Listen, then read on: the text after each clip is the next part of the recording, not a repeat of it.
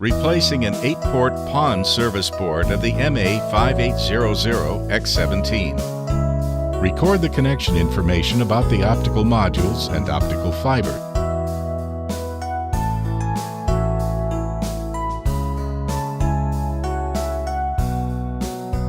Removing the optical fibers and optical modules.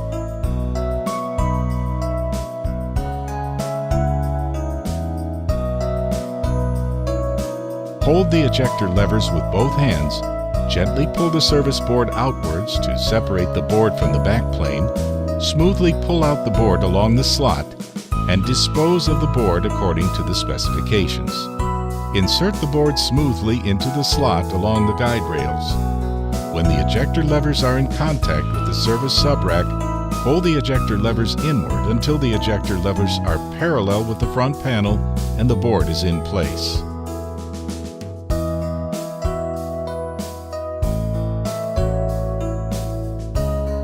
Insert the optical modules and connect the optical fibers according to the recorded positions.